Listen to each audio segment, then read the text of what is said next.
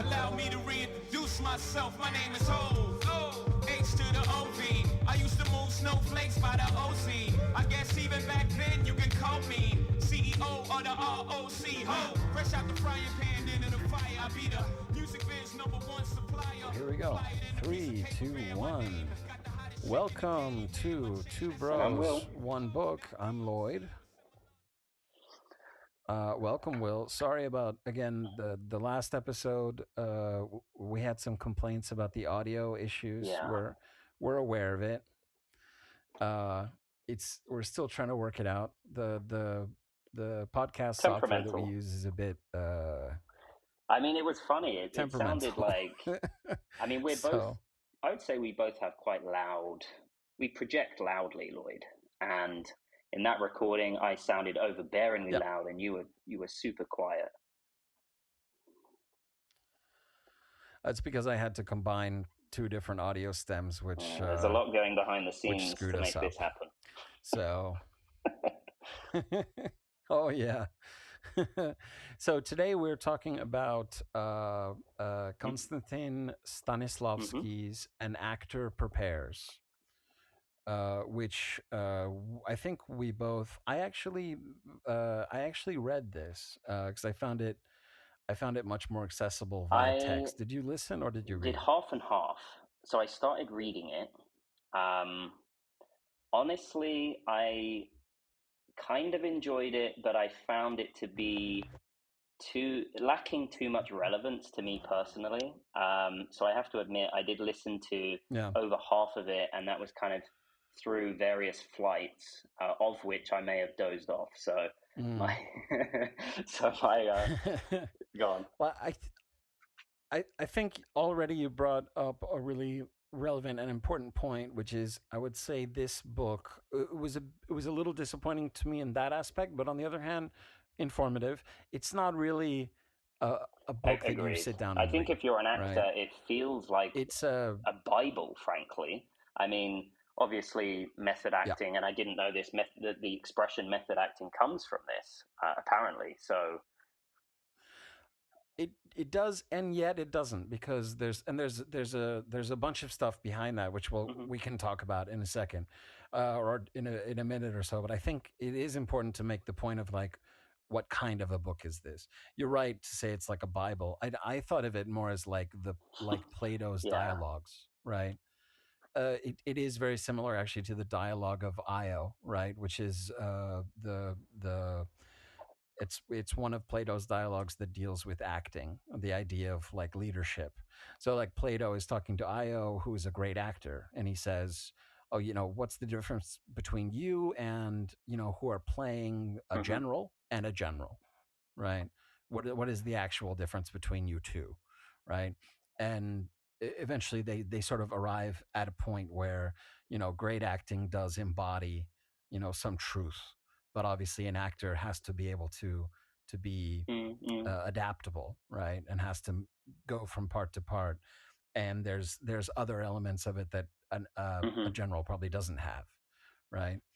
So and I think this book, if I understand it correctly, it was written by Stanislavski and is essentially about Stanislavski, written in the third person. It's kind of like a fictional diary almost, of the perspective of an actor, presumably him.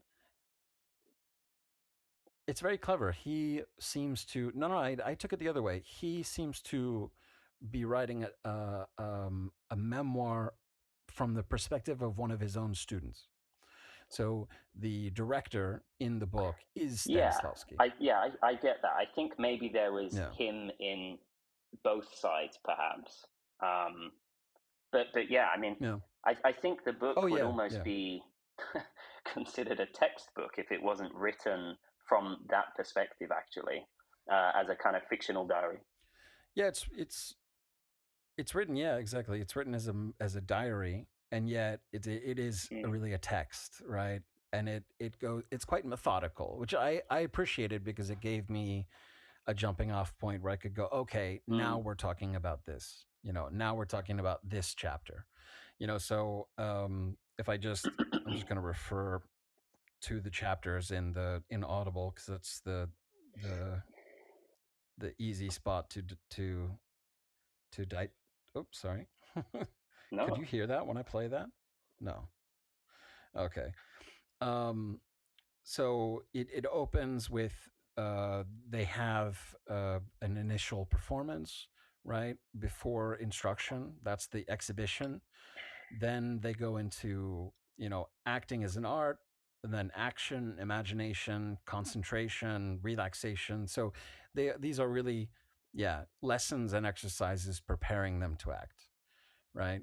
And I found that nice because it gives you it breaks it up And into but a did you digestible were format. you actually interested in the teachings for the purpose of exercising those teach? I mean, do you act? I guess. Uh, I do act. Yeah, I've been in theater and musical performance as well for for practically all my life. I would say not since I've as much since I've been a parent, but yeah, I mean, it was relevant to me as an actor. I think it also clarifies why I don't act on a high level because it's a lot of work, right? It's more It work it than people really is. think. I had no idea. I mean, if Um, a lot of people do practice this discipline, the disciplines that he's outlined, I mean, it's intense. I was surprised. yeah. It is, and yet it has the reputation. Stanislavski has this reputation of being method, right? And this is important to talk about because in the discourse of acting, right? There's this media image of method. So when people talk about method, what do you picture? Or give Well, me some it's getting examples, into maybe. character, it's subtext.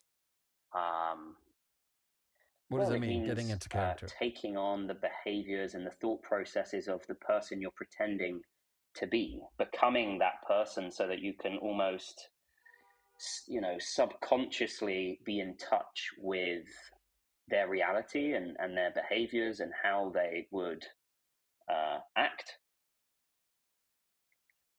Hmm. Yeah, I think that's a really good that's I would say a more fair summation than what the public generally gets, right? Which is the entertainment media says method, and what they mean is Jared Leto preparing for the Joker by sending used condoms and dead rats to his co-stars, right? This kind of there's a kind of meta performative aspect to what we call method acting, which is basically the actor being an asshole, right?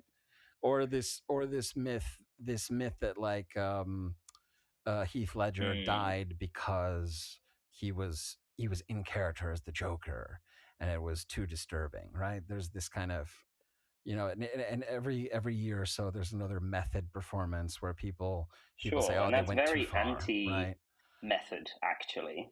In my opinion, that's very anti Yeah, Stanislavski because it's what I kind of read into it. A lot of it is removing your ego and you know, your yeah, kind of your personality or your agenda or whatever it is. yeah.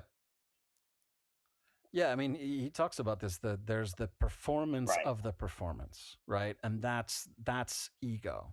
And there are, supposedly great actors who are supposedly doing great performances. And what he says at the beginning of the book is they're not doing a great performance. They're doing a performance Mm, of being an actor, right? So you can have a big bombastic or emotional performance, but it's cheap and it's overacted because it's not real. It's hmm about the performer. It's not about the performance. Because the audience should not be seeing a movie and thinking, "Oh, Jared Leto is really So, what doing was great acting." acting before this shift from kind of the more theatrical type of acting to this more realistic kind of acting? Like, what? Well, it's interesting because I mean, in theater, the before film, essentially, acting and burlesque were more or less synonymous, right? Every emotion and every performance was larger because you're projecting to a bigger audience. You're doing Mm, broader performances, I would say, and people had less of an eye for what is a a really emotionally stringent Well, or back then you effective wouldn't even have performance. female actors, Um, right? You'd have males portraying females. I mean, by the time of Stanislavski, that was not the case. But if you go like further back, to like Shakespeare, and Shakespeare plays a big role in this book. Um, it's very often through Shakespeare that they're discovering these methods. But yeah, I mean, you've Hmm. been to the Globe in London, I suppose. Yeah, so I mean that size of a performance. So it's bigger. It's bigger than screen in the sense of you need to be more. Blatant. Uh, you need to have larger image, Mm, larger mm, movements, louder voices. Bigger. But on the other hand, um, I would say, especially in the 19th century, there was this tendency towards being too big, right? Theater was a very popular medium, and there were big stars in it, and they would give big performances, and it was a time of excess. That was in music. You had Beethoven and Wagner, and it was an excessive romantic period, and Stanislavski is coming in the earlier 20th century at a time when film was starting to come in, and have you ever heard of something called the no, tell Kuleshov me. effect? So there's this theoretician and experimental filmmaker named Kuleshov. I'm saying it wrong. Just add an Kuleshov. accent Hang on. and yeah. Kuleshov. So Kuleshov, he did some experiments with film. He's the first one to have done these sort of very strict experiments with actually exposing people to film. He filmed essentially a series of images: an apple, a toy car, a rose, and then he filmed an actor's face giving a blank expression, right? And then he would show the actor's face with a blank expression, and he would ask people, "What is the emotion Hmm. that you see?" Right? And they would say, nothing. Then he would show other people a series of images, like an apple and then the face, and then a rose and then the face, and so on. And people then said, "Oh, when he saw the apple, I could Hmm. see, in his eyes that he was really conflicted. And then when he saw the toy, it was so emotionally, affecting. People Mm. read all this stuff into it. So that's the Kuleshov effect. Basically, it's that editing, film editing, can convey emotion without Hmm. input from the actor, right? And that ability for the director, the filmmaker, to impose themselves created a whole new school of acting, right? Which was much more internal. So uh, people had to, instead of being, a moderator of a text. Like if you're doing Shakespeare, you're reading. Essentially, you're reading, right? That's what they used to call it, reading Shakespeare, or saying Hmm. Shakespeare. You recite, and it you employ some emotional context to help people understand the text. But what you do in film is you help the director get the images that they need, right? So it's a different methodology, right? So in order to get a performance for a film, the director wants to have something that's very consistent and very each take is similar or in under complete control of the actors, so that they can then use editing to essentially create Hmm. an emotional backdrop, right? So the Kuleshov effect really showed that film was a very different medium from stage. And then, of course, you have TV, which was at the beginning also more theatrical, but became more, let's say, genuine or more Mm. more deeply acted. So yeah, the the methodologies of acting were really transforming really rapidly in the time of Mm. Stanislavski. and I think it shows, because a lot of the things he says, like you read them now and you're sort of like, oh yeah, everyone knows that, right? Sure. I mean, like some of the quotes that really affected me were things like when he says, "You cannot put into a person what he does not possess." Right? The idea that an actor should have uh, an understanding of the experiences Is this of when the they person kind that of they're. tap into their own emotional experiences? That Yeah, In- yeah, and that I think that's very evocative of what acting was becoming, right? Because they were, in some way, they were going back to a more classical, a more platonic vision of what acting was supposed to be, which was you embody a Mhm. person. Uh, oh, sorry, my microphone is Yeah, disconnecting. you're super loud right now. Hang on. Is that That's better? much better. Must Much be better. better. So in the Platonic ideal, you know, if you think of it back to, like, you know, the Greek theatrical times, they were smaller performances also, Mm. and the audiences, you know, would have known the stories, so you don't need to convey a ton of information. But when you're doing, you know, shows in the 19th century, it was more complicated stories. People didn't know them. You know, everything had to be more spelled out. So 20th century was more about bringing some, you know, emotional resonance back into Mm. acting, um, which is interesting to me. I hadn't expected so much of the book to be very broadly applicable to, you know, to other experiences. Did you find that as well? I was open to that, and at the beginning, I kind of somewhat could in relation to the limited performances I have done. And I mean, I'm not an actor. I pitch and stuff like that. And so I found some. I searched for and found a little relevance, but aside from that, I wouldn't say so. Not really. Really? I mean, I found it was fascinating. Like the chapter, especially on attention, concentration of attention. You remember this one? I think so. Yeah. What I found fascinating about it was I hadn't even considered it. Even though I've done acting, I suppose I haven't done it this deeply. Um, when he says go on stage and look at something, and then the other students watch, Hmm. right?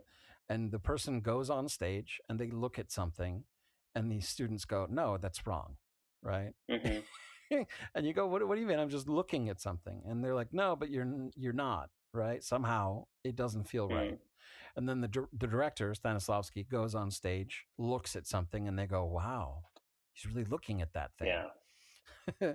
And it's hard to understand why, and he's pointing out like specific things, like where your eyes go, right? Or how you orient yourself to the audience, or, you know, how you react to subtly to the things around Mm. you. Like if you sit in a chair, do you feel the comfort of the chair, you know? Mm. Or do you feel hot, or do you feel itchy? Like all these things matter. But when you go on stage and you just try to look at something, you're thinking about the audience, you're not thinking about those Sure. things, right? So that was interesting to me, because I thought, yeah, it reminds me that when you try to be something for people, like be an actor for people, you come off as ingenuine. That's Whereas true. Yeah.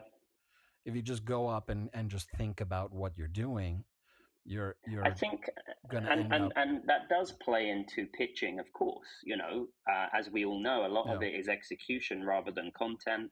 A lot of it is conviction. If you're passionate and genuine in what you're saying, then people buy into it more. And we know that. I yeah, think there's a balance. I think, depending on that performance, that pitch, the size of the audience, the type of audience, you may adapt your pitch depending on them. And that can be yeah. strategic and can be intelligent at times. Now, in the context of acting on TV or whatever, maybe that's not the case. But yeah, I mean, Yeah. I kind of cherry picked a few things here and there that seemed applicable. I think just generally having a deep understanding of some of the methodologies he outlined, as a soft skill, even is important.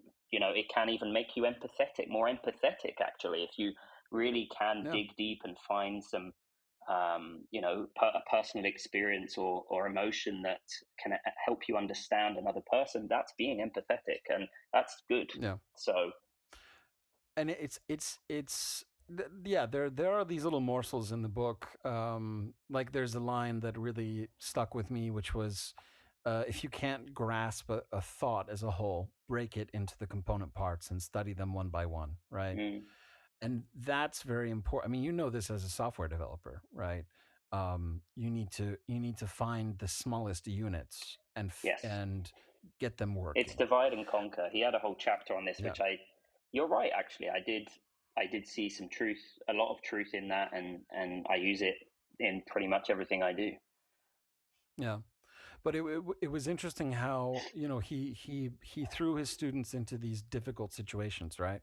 So he would propose these. The book is very he's very dialectical, very critical. He's always telling them what they're doing wrong, right? But he's trying to open their eyes to all these possibilities. So he has these situations like, I don't know if you remember this part. He says, imagine that you've just brought home, I forget exact the situation. You've brought home money from work which needs to be deposited at the bank the next day, but your idiot brother is in the living room, and you are going to, the baby in the other room is sick and you're going to help your wife. Your idiot brother takes your money and throws it in the fireplace, right? And just as you walk in, and he throws the students into that situation and then observes what they do. And and it's even more like, you push your brother, he falls and breaks his neck, right? So you've all these things happening at once, and then the students, of course, they don't know how to deal with anything, right? Yeah. Because they're standing there going, oh, what should I do? Grab the money? And he's like, or do I look at my brother, or do I look at my wife? Like, how do I process all these things? It's too much, right? So you break it into tiny things. So he takes like a piece of paper and he goes, think about a piece of money burning, and he sets it on fire and it burns quickly. And he's like, now imagine, do this with a pile of paper and see how that feels, and see, would you grab that, right?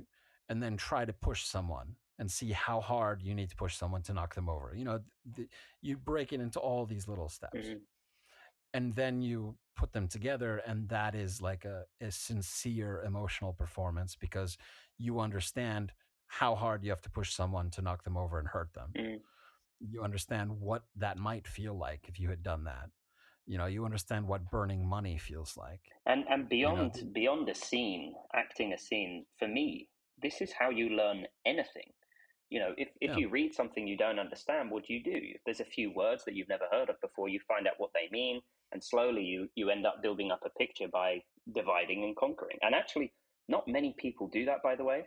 Like, a lot of people will just kind of, accept that they don't understand it and move on.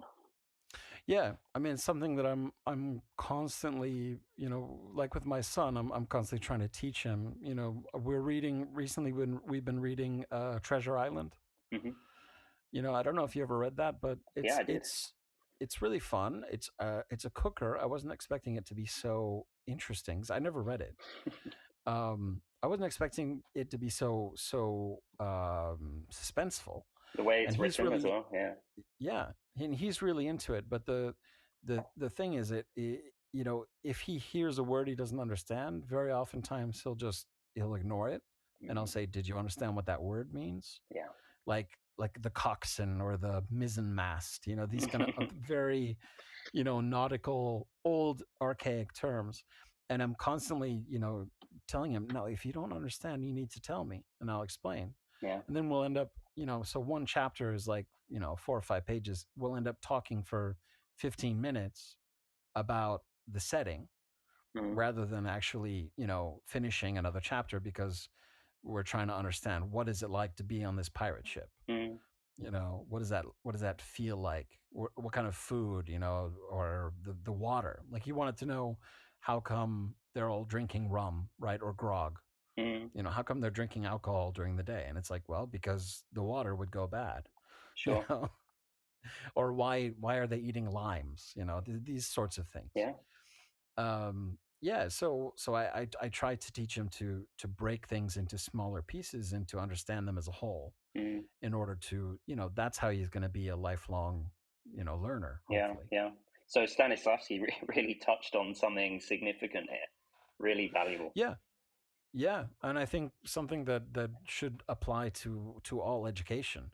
I think that's a good point, maybe, that he's also giving a great outline of how to be an effective teacher. Mm. And in a way, I found him a little bit grating, in the sense of, like, everything that he says, practically everything he says, is negative, right? Mm. He doesn't tell them to do anything. He only tells them how not to do things, Sure. which I found interesting. Why do you But I think he think decided to give it that kind of tackle it from that angle? I think he's really concerned with the idea of virtuosity, Mm.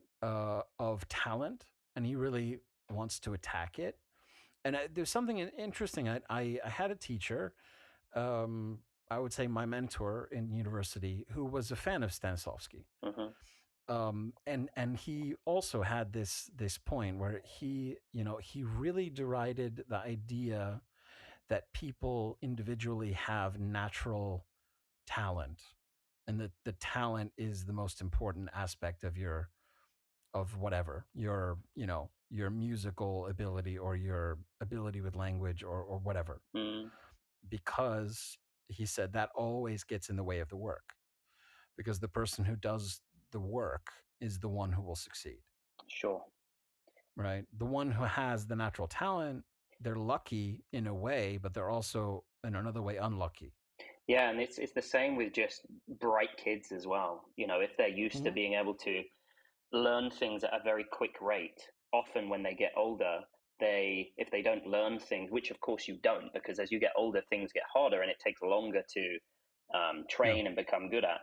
And so they often become restless and stop trying. If they don't, learn something quick enough, they give up very quickly because they're used to Yeah. being able to learn it quick. Yeah, and you get kids with, like, big fish syndrome, right? Where they're the smartest in their school, and then they get sent to a better school, and then they're not the smartest anymore, and then they think they're dumb.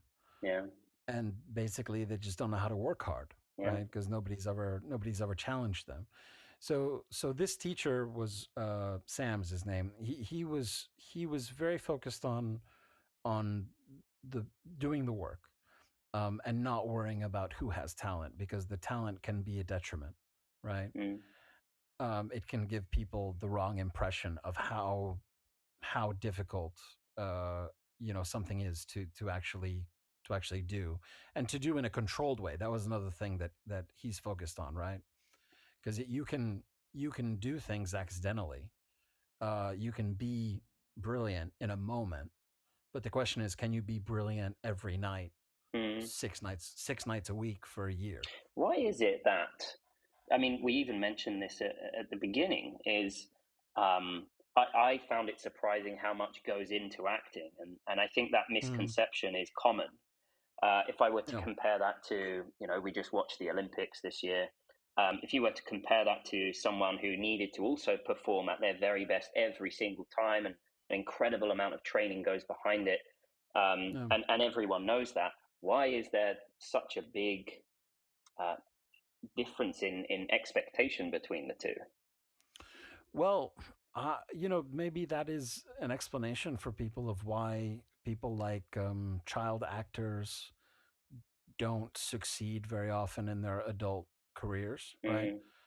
because of this, because they have a misconception of the difficulties. Well, Because when they, it could also be just straight up compensation. I mean, if you look at someone at the Olympics compared with, an Oscar-winning actor, there's some discrepancy there as well. well, I think the it is a thing of I've done some acting. I've been in a few films. I've been in a few, like, let's say, student pictures.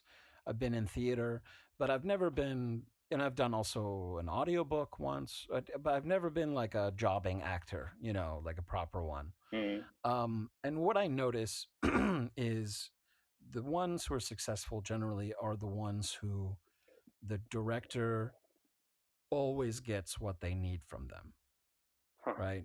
Without a lot of work. See, I think you can get a good performance from anyone mm, if you're willing to take the time. But a director, if you're making a film with, let's say, 50 speaking parts and 20 shoot days, which means, 20 shoot days is generally like on a lower budget 40 or 50 pages, right?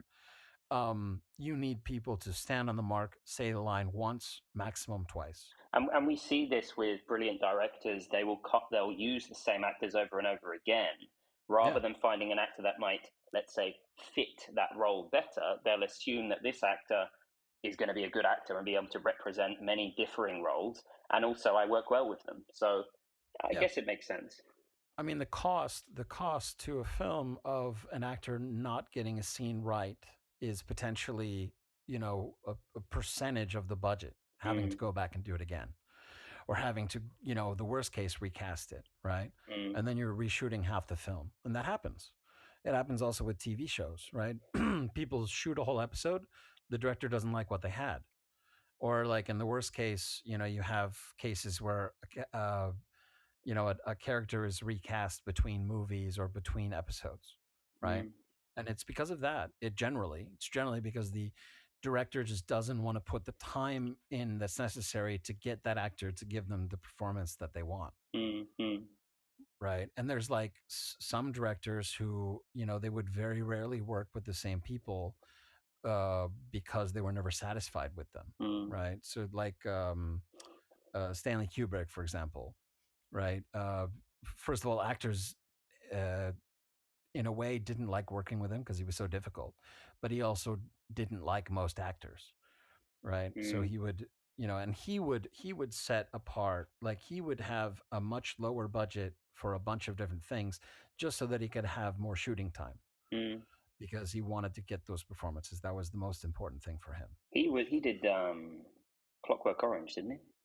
Clockwork Orange, Apocalypse Now. Mm. That's a great No, film.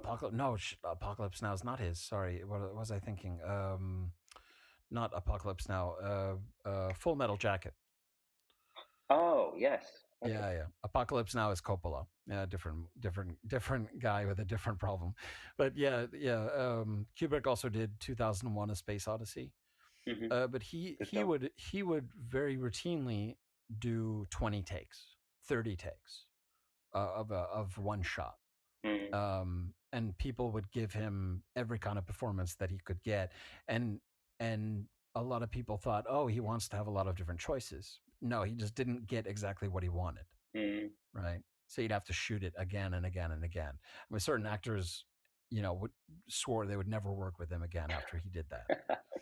Or then you have people like James Cameron, who has been punched in the face on movie sets more than once for the same things, basically for trying to do whatever he can to get the performance that he needs out of somebody. Hmm. But I mean, today we live in this age of, like, the great director, right? Everyone is focused on directors. Mm. But in Stanislavski's day, that wasn't the case, right? It was the actors or the writer, Sure. you know, not the director. Now the director is this king, right? We have these great Christopher Nolan, Mm.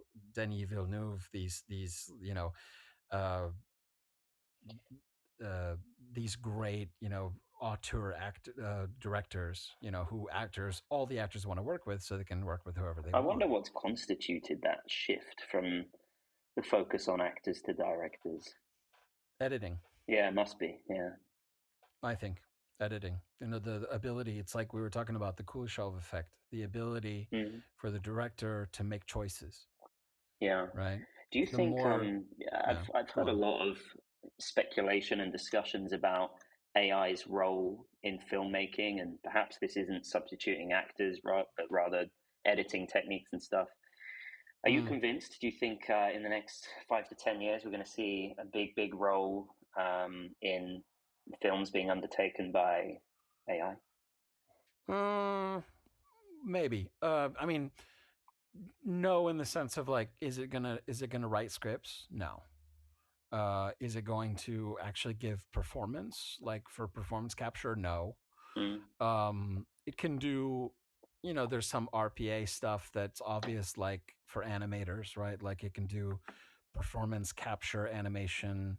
I think the key here is it won't improve quality. It might increase accessibility for mediocrity and also increase Yeah, speed of production. I can't see it yeah, doing anything else.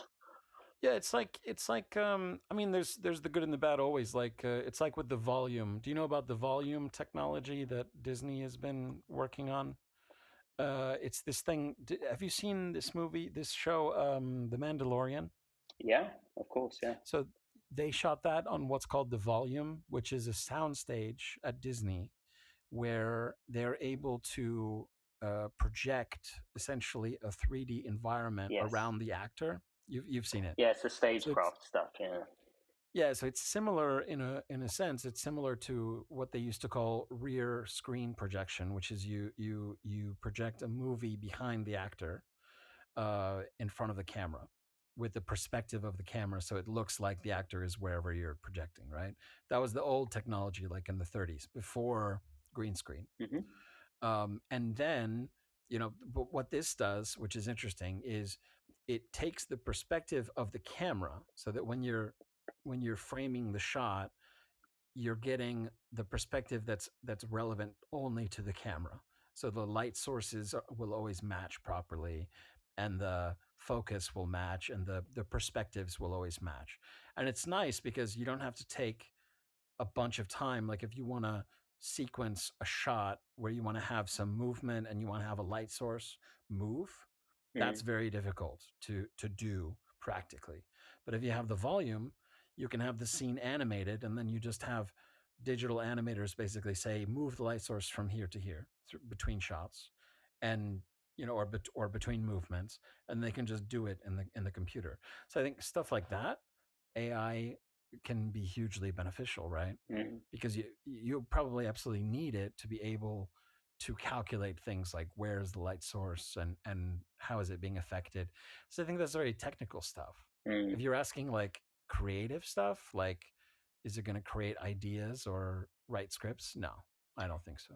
And it won't be able to exercise any of the things Stanislavski has mentioned. It's not going to be able to tap into emotionally significant experiences, etc. And look, I had a little research around award-winning actors, and a lot of them Mm, um, do exercise and use these methodologies. So yeah.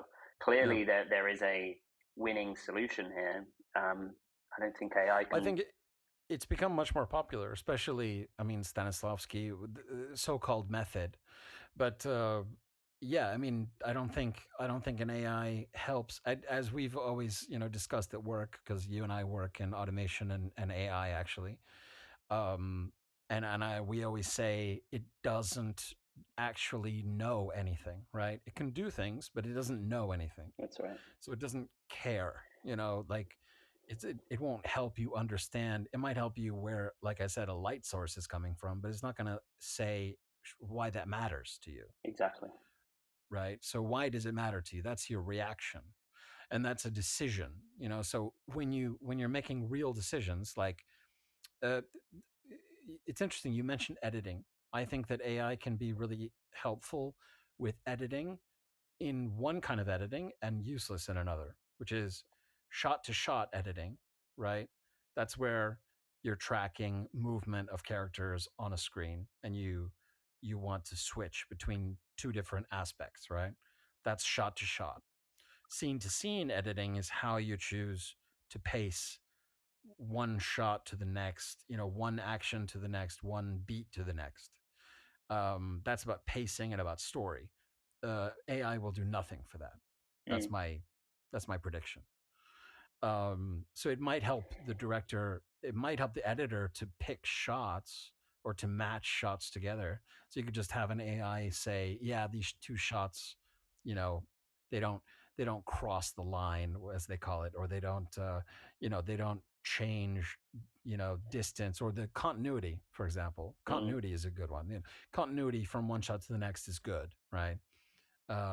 Like this water glass isn't half full in one shot and empty in the next, right? Those are technical things, but or animating a scene or a light source or whatever, those are technical things. But when it comes to decisions, artistic decisions, no, absolutely not. I don't see any use. Same, yeah. Maybe even it would make it worse. Like, do you ever use Grammarly? I have in the past. I don't use it anymore. I use it because it helps point out, like, if I have like really bad sentences, which I sometimes do, it points them out. But that's my point. It's like mistakes. When it comes to style, it's horrible. I mean, it's like, it's death. Well, it's the same as ChatGPT, right? Yeah. It's complete. I mean, I think it's so funny that people, especially in our industry, in the tech industry, are so enamored with this idea that ChatGPT and AI stuff is going to replace people. And it's like, just try and get it to make a decision about something. The other thing as well is, it's one thing replacing people because, there's claims that it can do whatever better, which is wrong. And we've seen that with, a lot of the models that illustrate and basically do more artistic tasks. But not only are they worse at it, but people kind of enjoy doing those things. So just from an adoption standpoint, it's never going to happen. Like, people like doing it. Why replace it? And you don't want, I think you don't want to be looking at something that is not real. It's like the thing with there are some good lines in this, like when he's talking about an actor looking at something, then somebody sits on the stage and mechanically looks at something, and he says, you're not looking at it, you're staring at it. Right?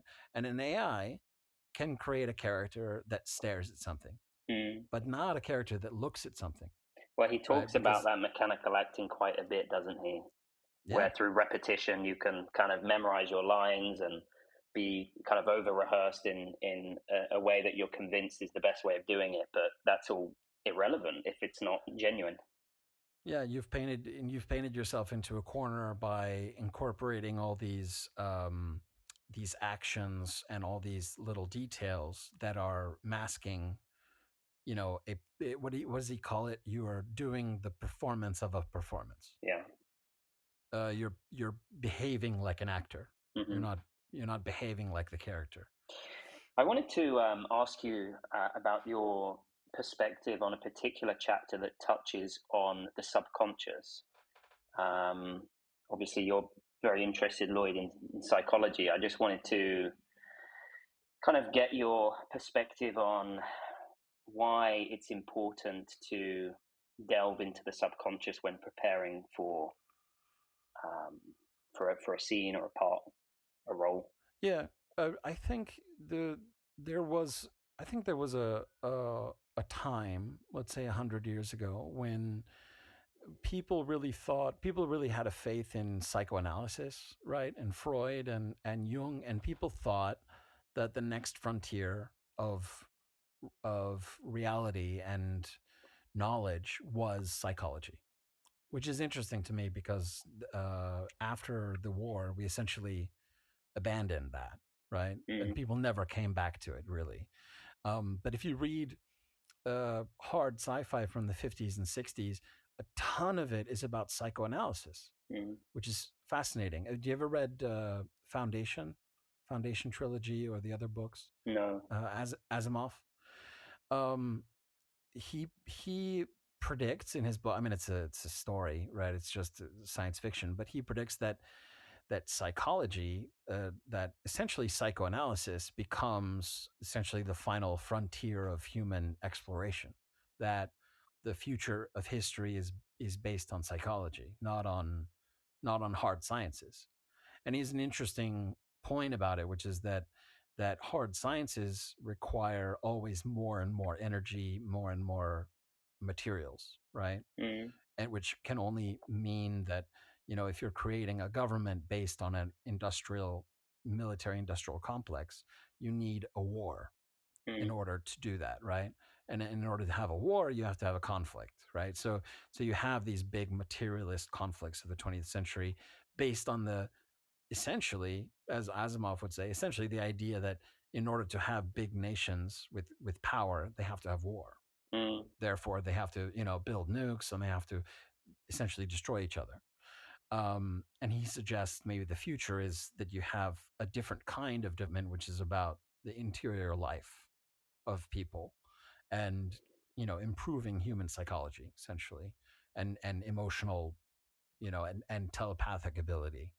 I mean, there was a lot of faith in that this was going to be the future. There's a quote from the book that talks about this. He says, "The reality of the inner life of a human spirit in a part and a belief in that reality. In a part and a belief in that reality. We are not concerned with the actual naturalistic existence of what surrounds us on the stage, the reality of the material world, Mm. right? So we should be focused on, what our inner life is actually doing, right? How we actually feel. But what are we always focused on? What is happening around us, right? Mm. What is our creature comforts. So yeah, I mean, what was your original question? It was about the role of subconscious, and the psychology around that, and the role of that in preparing for a part as an Oh actor. yeah, I mean, and the talking about faith, right? He uses the sense of faith or justification for a part. I think that's Mm. maybe the most affecting part of the book for me, because it points out that doing an art, it requires a faith, right? It requires a faith in and a belief in a form of truth, right? Mm. And I think that's really important. It's really anti-relativist, right? Mm. Um, and I'm kind of, I do tend to be kind of anti-relativist in a sense, Mm. because I do think that there are right answers and wrong answers. There are Agreed. good answers and better answers. Mm. Not always, like, not every answer is the wrong answer, but not every answer is right either, Yeah. right? So yeah, to me that's super important. Like in acting, I mean, maybe this is why I'm not a professional actor, right? Because I do at least glimpse or try to understand that there's a lot behind it, and it requires a lot of commitment. And Mm. if you're not ready to do that, then if you're not ready to commit to that, which is a lifestyle, then for me it was like more, maybe I shouldn't do it. Sure. I don't know. It's something that any artist struggles with, because you can always be better, and that there are. I learned this also in music composition. There aren't necessarily wrong answers, but not every answer is right, Mm. and that's really hard, because you have to at some point balance the fact that that you could be better with the fact that you do need to output something, that without output, without work, you're not an artist, right? Mm.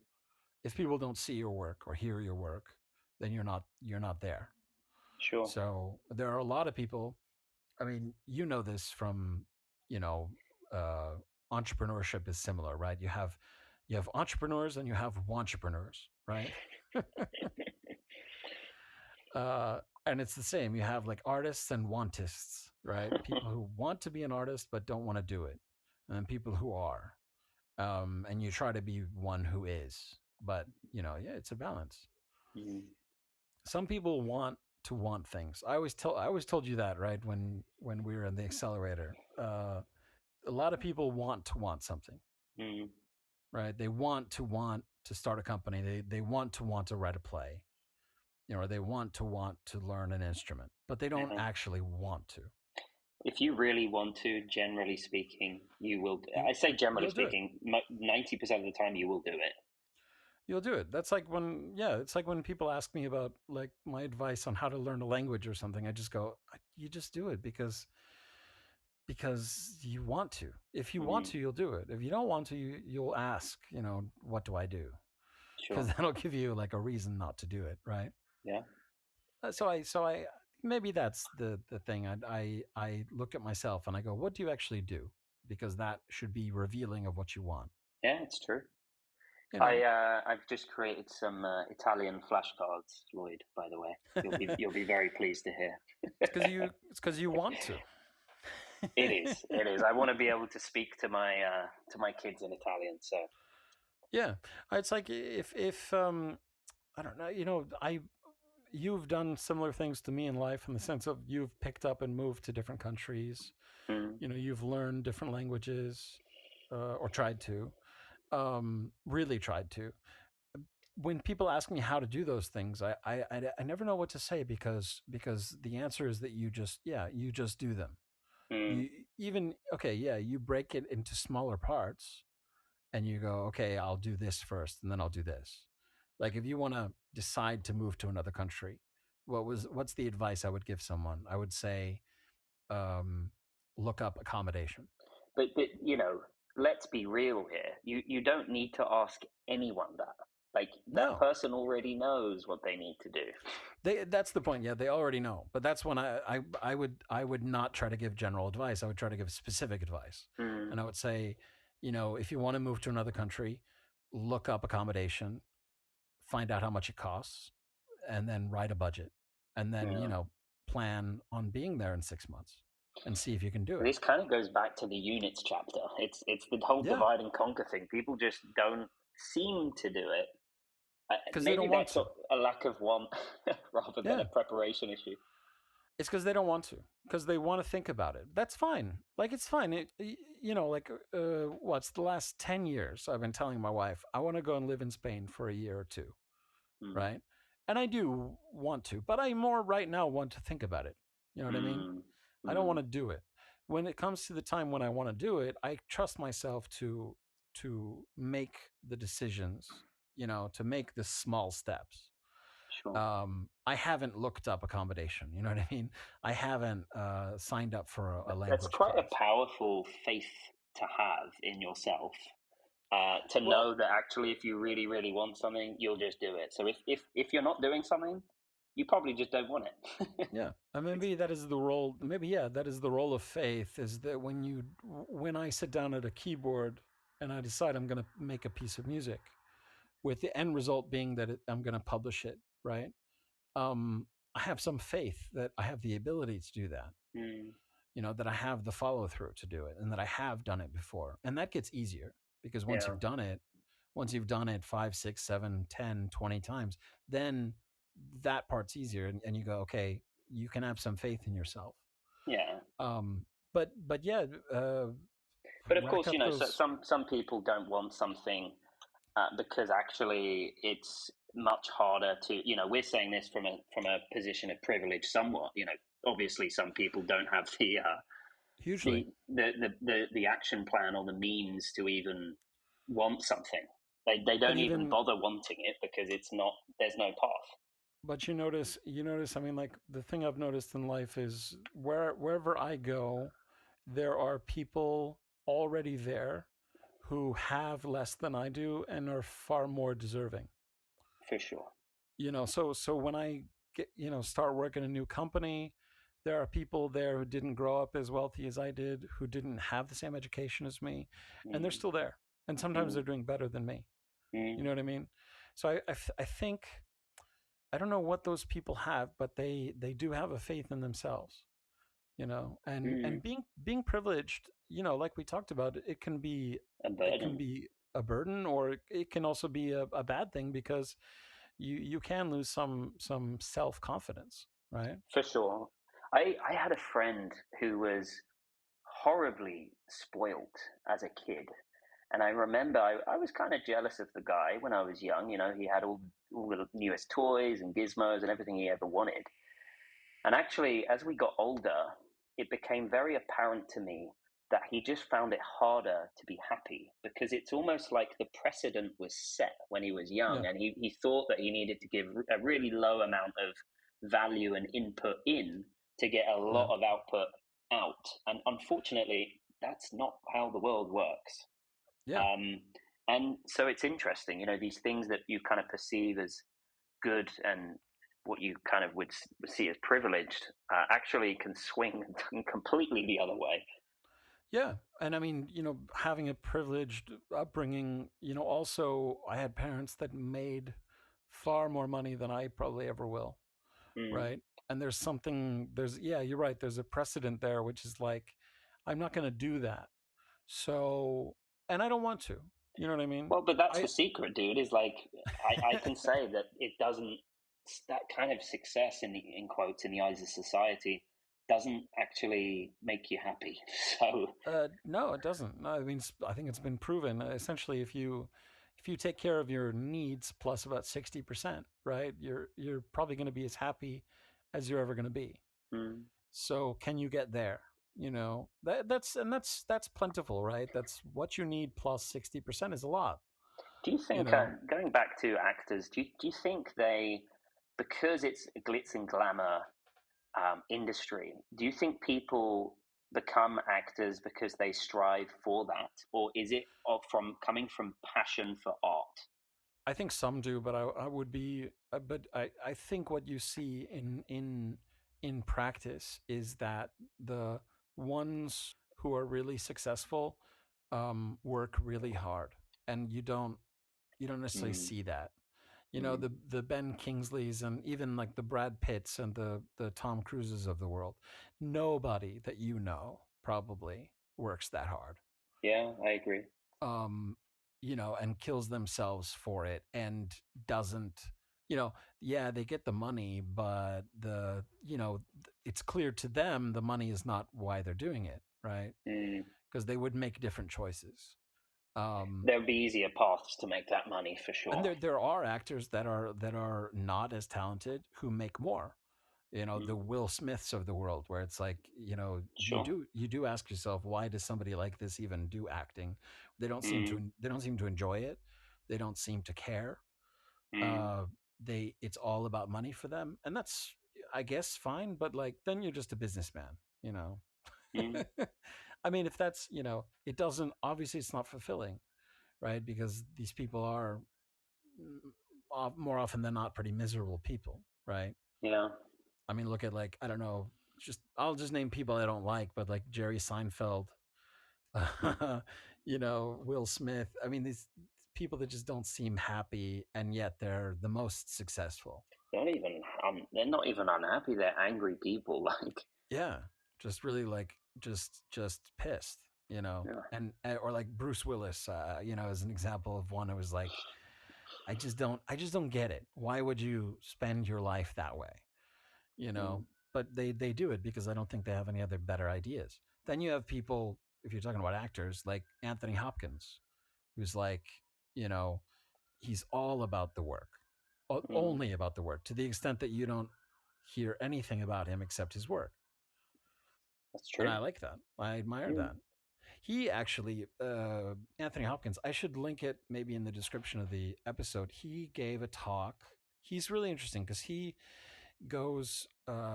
doesn't do like these big events and stuff, but he goes to like junior colleges and gives talks about acting. Did you know that? he's really old now, isn't he? He's like, Yeah, yeah. He's like 80. I think yeah, 80 something. maybe He even he 90.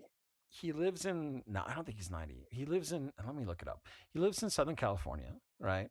And he goes to these talks like to UC Santa Barbara or like Chico, and he gives talks about acting, which I think is cool because it's not like he doesn't go to like Harvard or the Yeah. Stanford Club or whatever. Sir Anthony Hopkins. Oh, he's been 90. Oh, he's Welsh, isn't he? Yeah, of course. Yeah, 86. Yeah. Yeah, he's So getting on. so he talks about his process, and he follows generally Stanislavski. So he treats himself, he says, as an instrument. So he reads the lines 100 times, 200 times, and then when he's on set and he's done all that preparation, he can play the part. That's what he calls it, and then he just lets the part play through him. That's his process. It's Which funny. Yeah. You're a musician, and my stepfather's a musician who's been around nearly my entire life since I was 4 years old. And I remember, even from a young age, him claiming that many musicians were playing through ego rather than, as Yes. you correctly put, like an instrument, kind of Yes. giving the composer fair representation of what he was trying to portray.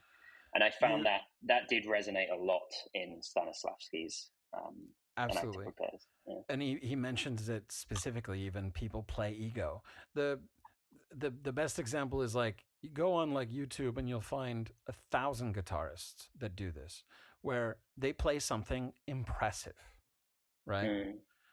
Impressive, technically impressive, but it's awful. It's not music, right? It's like it's super fast, it's super bombastic, it's super whatever. It's difficult, right?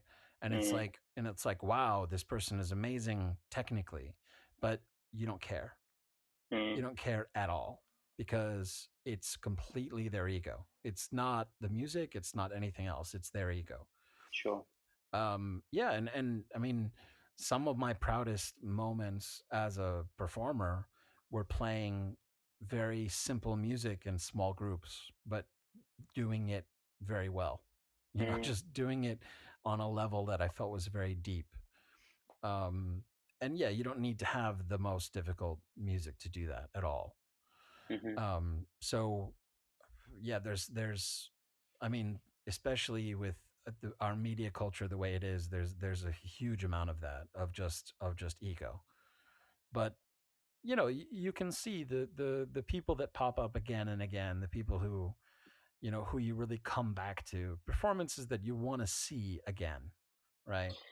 Well, the thing I'm concerned with, and this is across film, acting, and music, is it does seem like there are a lot of people who have a lot of screen time, airtime, who are kind of mediocre.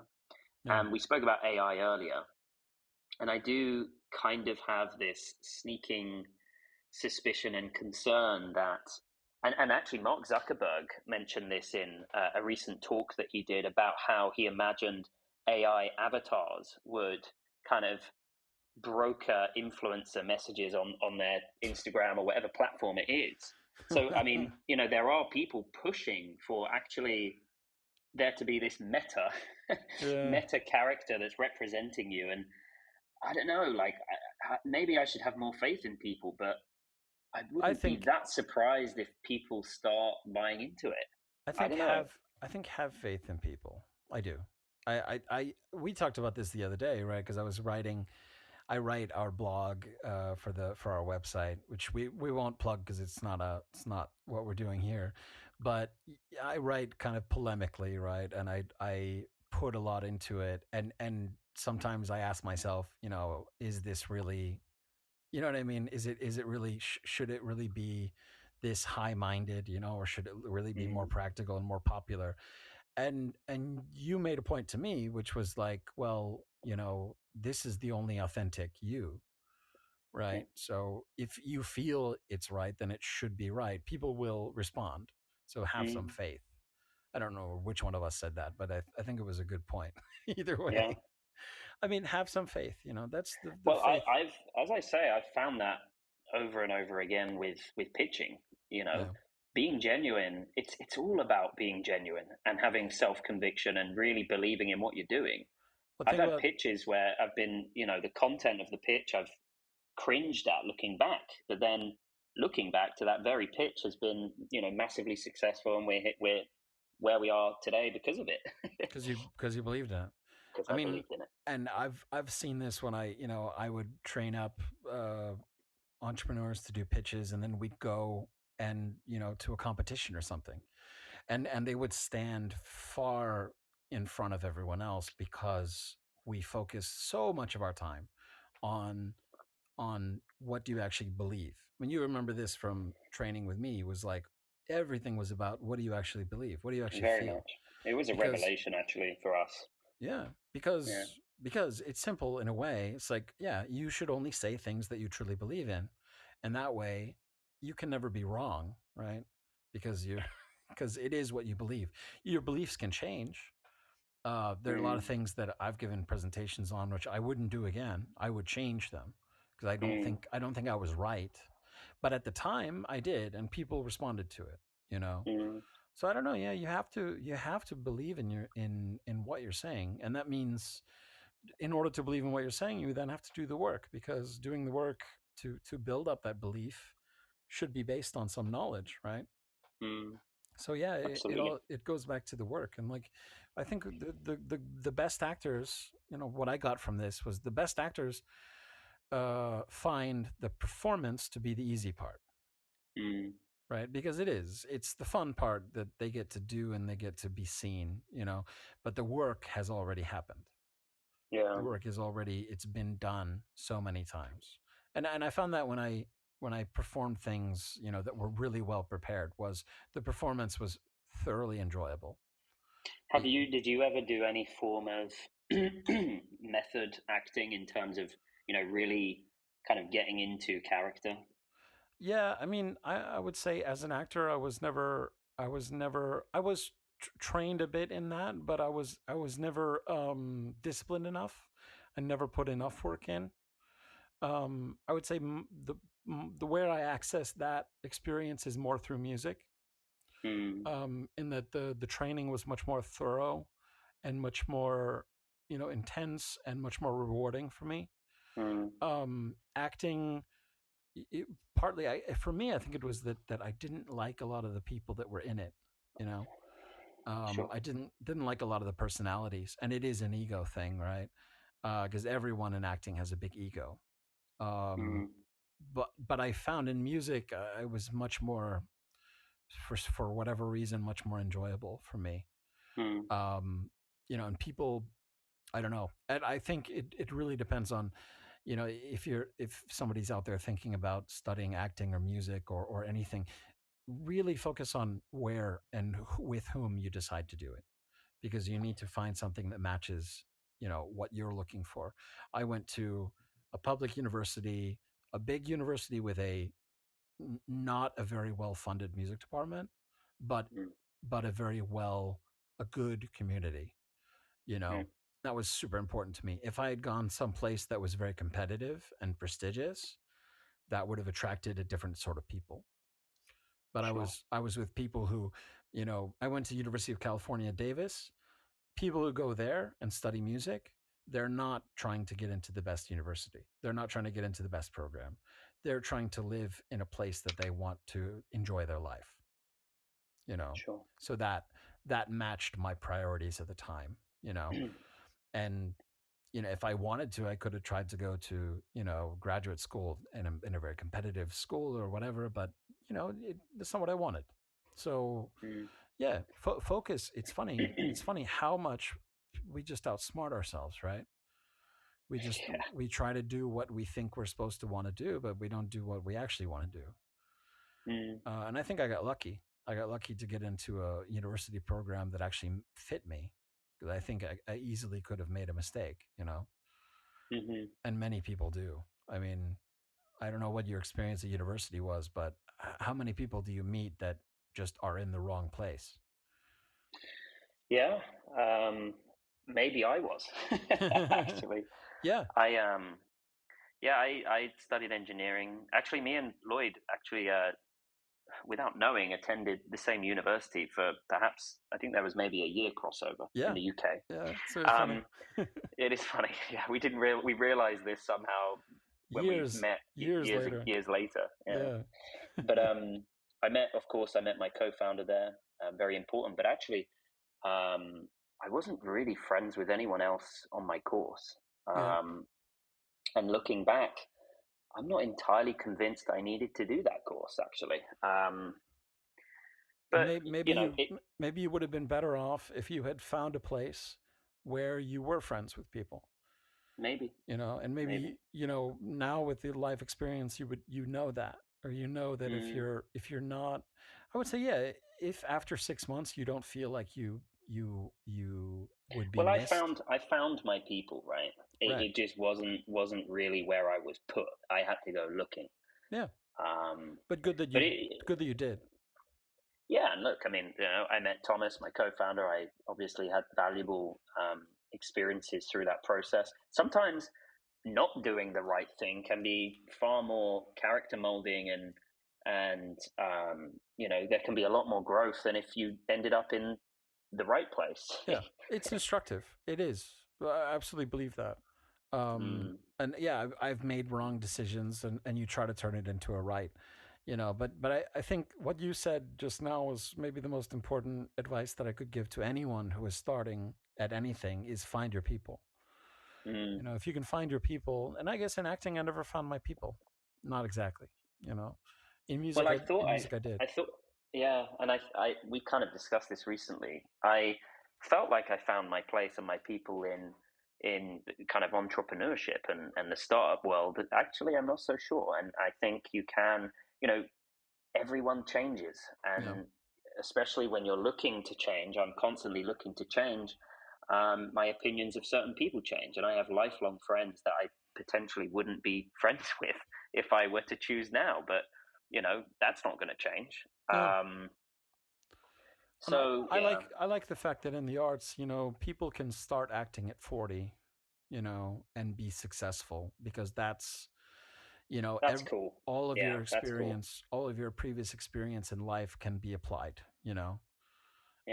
That's great. I like that about the arts. I think that's. But that being said, it is work, and if you can learn how to do the work, no matter from where you're coming, then you can find. And so maybe An Actor Prepares is an important book for anyone to read. I mean, at the beginning, I said how I didn't find it overly relevant.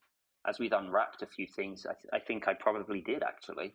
I think if you maybe, I was more exposed to these ideas. I think if you'd had just more exposure to art theory, maybe, then you'd more recognize it. But I think a lot of the things, actually, once we talked about it, you had already also had that realization. Just wasn't formal, Right. So I think it's relevant to almost anyone, but I think you should go into it knowing that a lot of the experiences, and actually I think a lot of what you read, you're not going to get it because you just don't have the life experience to get it yet. There was one point in the book where I was kind of losing some attention. I think it was talking about imagination, or was it the tapping into your own emotional experiences, or something around that, around those topics. And I think I was doom scrolling at the time or something, and I came over this video, and it was, do you know Eddie Hall? He's like one of the kind of world's strongest men kind of guys, like massive dude. And he broke a record. He was the first guy to ever do a 500 kilogram deadlift. Yeah, I've seen that. Before he did it, he was told that it's not possible for a human being to do that. Right. But the way he managed to do it was by imagining he was picking up a car and releasing his kids from the car. Yeah. And he could only do it when he imagined certain scenarios like that. So clearly, your imagination and your kind of emotional significance in a situation can not only change, you from a mindset, but also from a physical standpoint, supposedly.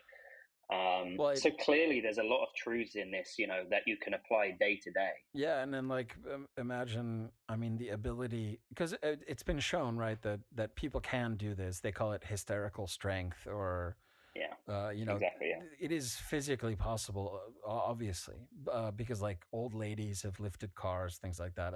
This is known, Yeah. but that someone could learn how to actually apply that, is really interesting. I've always found interesting, you're asking about psychology. I've always found it interesting that, like Noam Chomsky has written a lot about the language acquisition device, the LAD. Have you ever heard of that before? No. It's this theory of the like brain development that basically there is Chomsky calls it natural grammar, which is like a way the brain develops which naturally adheres to a natural language. So Hmm. you can learn language because your brain is basically set up with language as part of it. Um, and it's never been fully tested because you can't actually raise someone without introducing them to language, because it would be unethical. Mm. But in cases where people have been isolated, they've always come up with certain aspects of language that seem to be Hmm. pretty universal.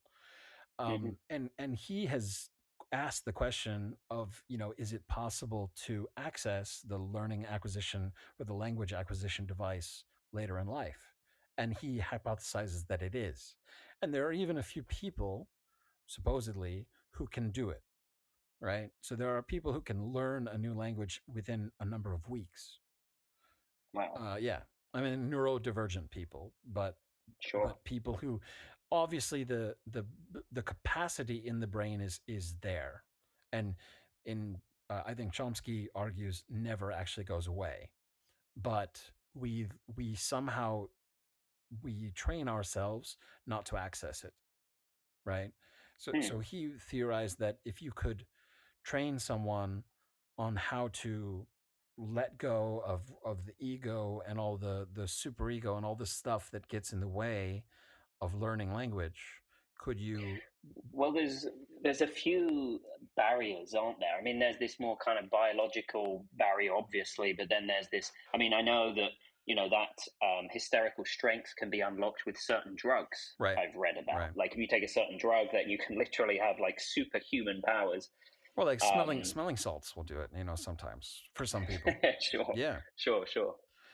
Yeah, I mean that's the idea. So like maybe there are frontiers in psychology or psychoanalysis, and there's actually some, I would say, resurgent interest in this area of study, because as knowledge of neurodivergence and more sort of more in-depth knowledge of neurochemistry have Mm. been growing, people have gotten more interested in these questions again.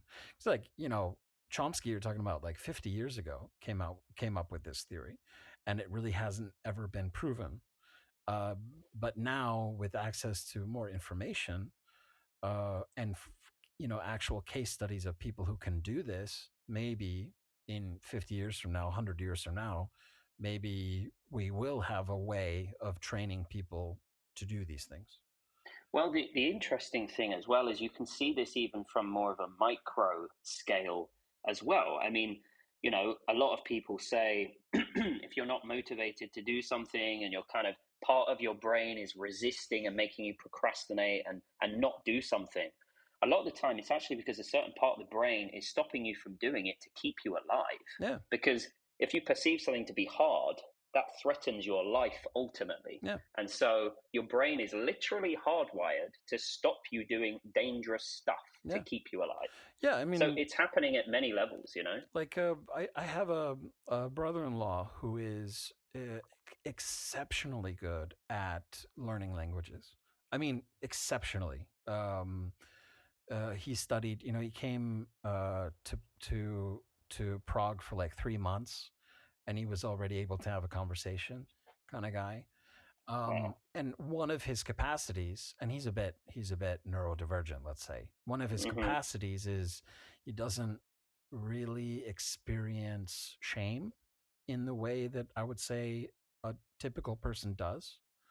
Oh, that's so useful to learn a language. Well, it can be scary too because like he doesn't also. I mean, he's not a psychopath, and I don't think he is, but he also doesn't have a fear of being ashamed, which is problematic as well. You know what I mean? I mean, you can Sure. get yourself into situations that are scary as a result of that. You know, people. Yeah, there's a self-preservation aspect to it, right? And if people don't experience that, especially with language, I mean, I found that was a capacity that he seemed to have, which is when he's talking to people, he is not ashamed of himself, so he'll just babble, you know, almost Yeah. incoherently, and people respond. And Sure. because yeah, and that's why, you know, now when I tell people how do you learn a language, you just speak Yeah. whatever is in your head, you just get it out. Well, I found the last time I was in Italy, I had a few drinks with some family members, and actually after a few drinks, suddenly I felt like confident enough to be holding conversations with people. I didn't even know I could do that. Yeah. It's not even a thing of like conscious confidence. Yeah. It wasn't a conscious thing. I didn't even know I could do that.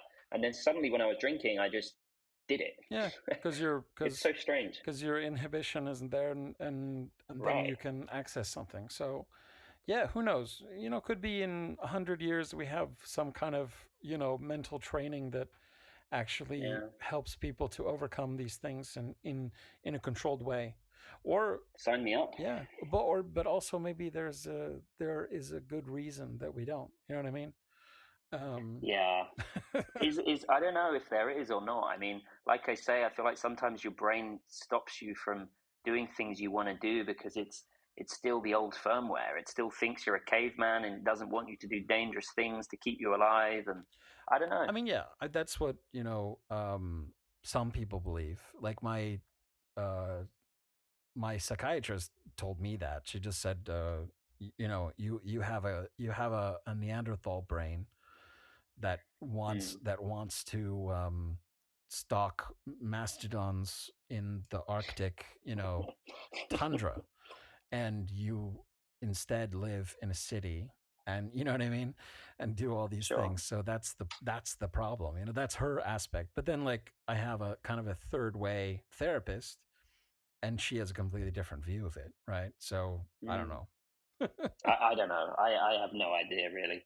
But look, I think let's close this out. I just wanted to just do a fact check on you, Lloyd, if you don't mind. Go for it. I overheard this a long time ago, and I realized they were referring to Stanislavski when they said it. But basically, the show must go on, as an expression, came from an actor who had a heart attack on stage and kept going and wouldn't get help until after the show. Apparently, that was Stanislavski. He had a heart attack on stage? I think behind the scenes. I don't think it was on stage, but during a performance. Okay, well, I wouldn't be surprised. You know, that is a thing in acting, and in a way, it was sort of one of the things that I always felt that was too extreme. But it does, you know, yeah. Okay, I didn't. So I I've just Googled it. While acting in The Three Sisters during the Moscow Art Theatre's 30th anniversary presentation on the 29th of October 1929, Stanislavski suffered a heart attack. Jesus. Abandoning acting, he concentrated for the rest of his life on directing, educating actors, blah, blah, blah. So, apparently true. Okay, but it did change his life. That's good. Yeah. Silver lining. I like that. Okay, so yeah, I mean, I would say that's one thing, you know, I would think like heart attacks tend to be very clarifying. You know, near-death experiences do. Yeah, yeah, but specifically heart attacks. Like I've heard that a lot. That people just like they have this. Yeah, it's like a very extreme experience. And maybe that's good. Maybe you need to have some extreme experiences in your life. Maybe that's what, you know. It's like I try. Yeah, it's like psychedelic. It's like psychedelic therapy, right? It tries to sure. create. I mean, DMT is literally that. Like, you know, a lot of these near-death experiences is just when DMT's basically a very heavy dose. Yeah, it's injected into your brain. So there you go. Maybe like neurochemistry in the next 50 years will refine these, you know, processes so that we can, simulate an experience like that. But even though it's very frightening, but I think like a lot of people could probably benefit from it. Like Well, for sure. I wouldn't want to have a heart attack, but then again, would I want to have a life-changing revelation about myself? Maybe. Mm. Well, I tend to try and I always consider everything to happen for a reason. I don't necessarily kind of believe that literally, but more philosophically choose to, if that makes sense, because it makes life easier. But I'm more into, I'm into psychology. Recently I've been more into like third way psychology. And yeah, they would argue that it's not literally that everything is happening for a reason, but that everything given enough time and context will make sense. That's the answer. It was kind of like, if you contextualize experiences for long enough, if you manage to survive and continue to learn, then you will eventually find that every experience feeds into a positive growth, right? Sure. If you give it long enough, but you have to survive. That's the key. Yeah, that's the key.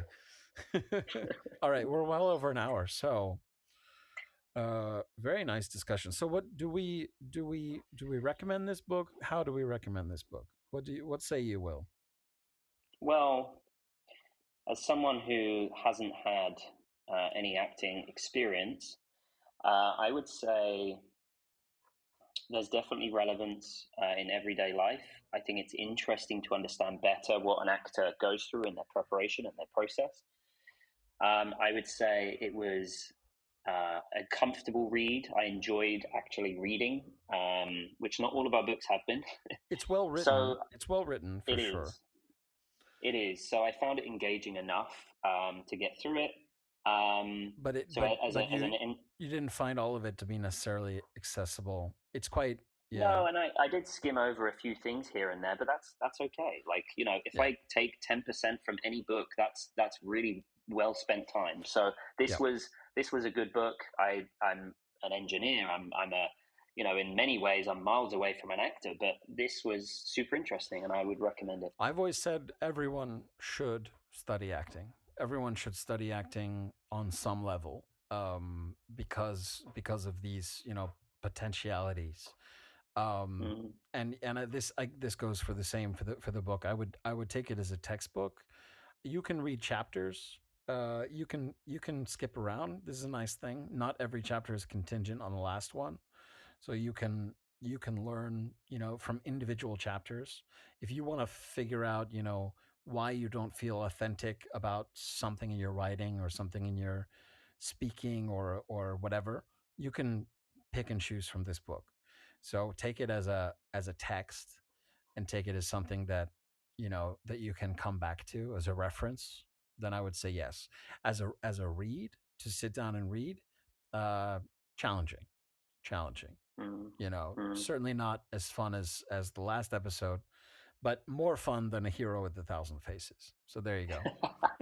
For sure. Somewhere in the middle. I'd agree with that. So the question for next week, I don't think we've picked a book yet. So what are we going to read? Yeah, there's a few to choose between. We have kind of shortlisted a couple. Some of them particularly, or one of them particularly heavy. I think we have some lighter ones we can pick between, but I don't know yet. Right. Let's discuss off air. Mm-hmm. And we'll close this one out. Yeah? Cool. This was fun. So this was Stanislavski, An Actor Prepares. We are Two Bros, One Book. I've been Lloyd. I've been Will. And we'll see you next time. Yeah, see ya.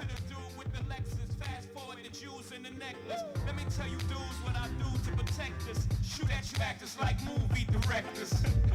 Say the movie, dogs. Now, before I finish, let me just say, I did not come here to show out. Did not come here to impress you. Because to tell you the truth, when I leave here, I'm gone. And I don't care what you think about me. But just remember, when it hits the fan, brother, whether it's next year, 10 years, 20 years from now, you'll never be able to say that these brothers lied to you, Jack. Thing ain't lie. I done came through the block and everything that's